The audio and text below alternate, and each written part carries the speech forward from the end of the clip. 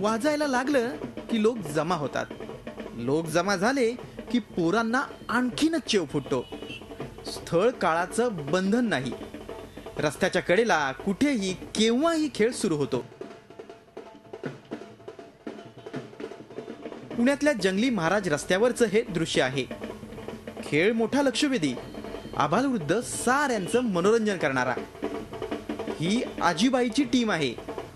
काही सख्खी तर काही बाहेरची 8-10 पोरं तिनं जमा केली आहेत, आयुष्याची सर्कस साकारायला. आजीबाई 75च्या, तरीही शरीर लवचिक आणि मन कणखर.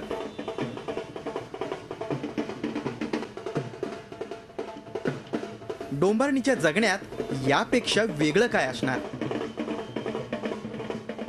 आता लोक सगळी सुधारले पण आमची जात सुधारलीच नाही. काही लोकांना जे श्रीमंत आहे ते मुलांना शिकवतात आणि आम्ही एकदम गरीब नाचारी लोक आहो ना, तर आम्ही रोडवर भटकत आणि आमच्या बाळांच्यासाठी आम्ही रोडवर खेळ करून नंतर या बाळांना आम्ही शाळा शिकवतो. आता 15 तारखेपासून मुलांची शाळा चालू आहे. अजून सरकारांची आम्हाला मदत काही नाही भेटलं. खेळ आत्ताशी कुठं रंगात येतोय.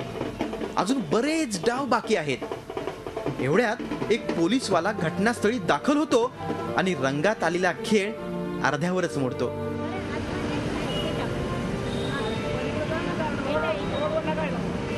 आम्ही जे रोडवरती खेळ करतो ना, ते पोलीस लोक म्हणतो की इथे कर नको, तिकडे कर नको. परत आता रिकामी जागेवर खेळ केल्यावर कुणी बघणार बी नाही, कुणी देणार बी नाही. जिथे पब्लिक आहे तिथे पोलीस खेळ करू नाही देत. तर आम्ही काय करतो, आपल्या पोरांच्यासाठी मी खेळ करतो, त्याचे पोट त्याच्याने भरतो. आता घराघरात पोरांच्या शाळेची तयारी सुरू आहे. शाळेत जायचं म्हणून शहरातली पोरं उत्साही असतील. आजीबाईच्या पोरांनाही शाळेत जायचंय. मात्र त्यापूर्वी हा सुट्टीतील अभ्यास त्यांच्या नशिबी आलाय. कसली जनसुरक्षा आणि कसलं जनधन. नुसतंच म्हणायचं स्कूल चले हम. सध्याच्या परिस्थितीत अस्वस्थ करणारं हे आजीबाईचं बिराड.